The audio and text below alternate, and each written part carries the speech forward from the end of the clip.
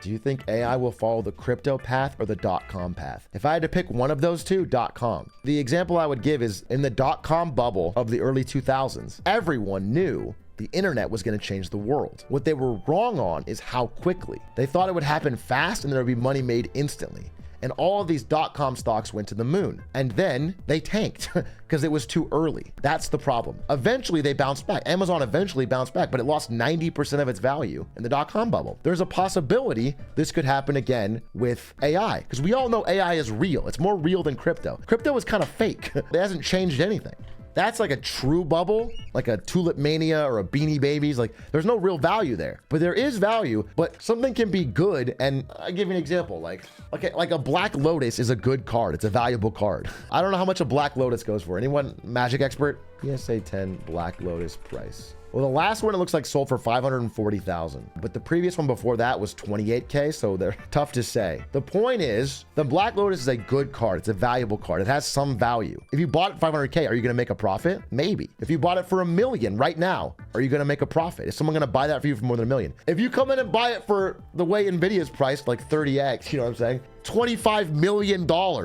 Are you going to be able to resell that to somebody for a profit? Even though it's still a good card, there's a price that's too high. I think people don't understand that. They think of only, is the company good? Is it growing? That's my worry. So if your only goal is to find a greater fool, you might be making some mistakes. I don't get why Nvidia was dipping the last few days. It was panic. Right before an earnings announcement, again, 4 times a year, the stock will start to spike up as people get excited about the earnings. They're expecting Nvidia to do really well. So they're every day buying, 0-day options and buying into the stock, and everyone's crowding in because they want to make money when the earnings happens and it pops. But then right before earnings, people get scared because if the earnings aren't fucking astronomical at that point, they're going to tank. So they sell. So right before earnings, it tanked. That's what happened. And then the earnings came out, they were good, and its stock went back up again. Do you know when supermicrocomputer stock? Again, this is all part of like the people gold rushing into AI. The easiest way I can tell you about supermicrocomputers is that again, with AI stuff, there is real practical use. So it's not crypto-esque, but SMCI is kind of like the AMC to Nvidia's GameStop.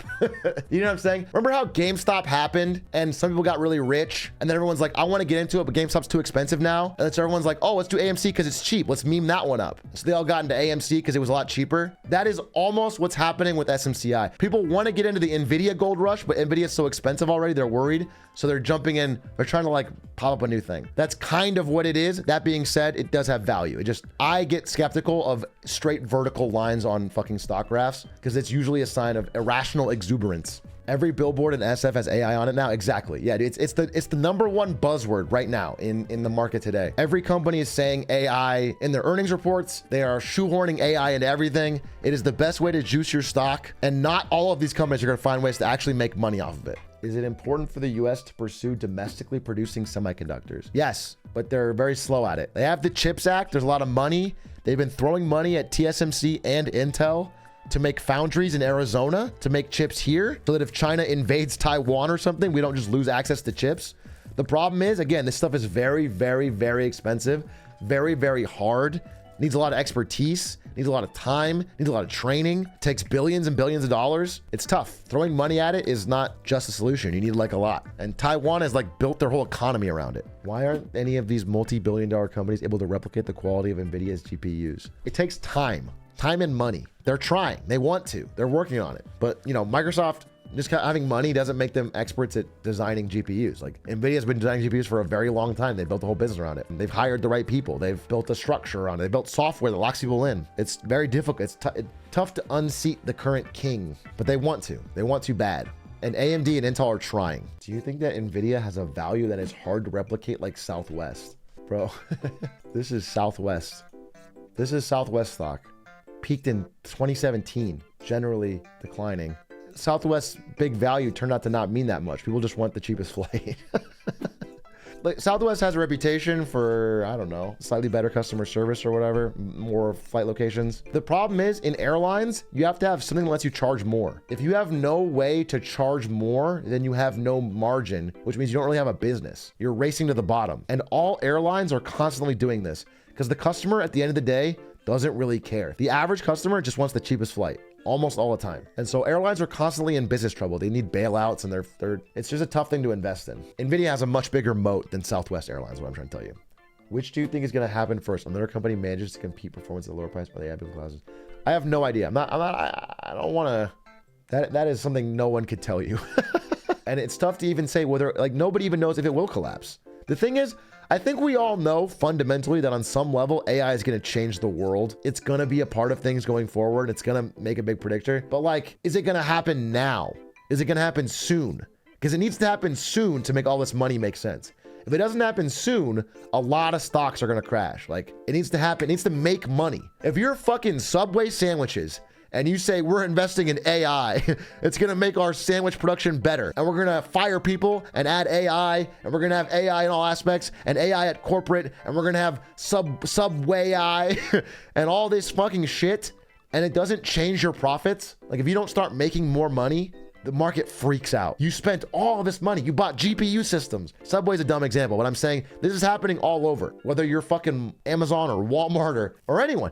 Companies all over are saying we're going to invest in AI to change our business. And if it doesn't actually change the business, they spend so much fucking money, it's going to be a disaster. So we're all kind of waiting. Again, a big example is ChatGPT.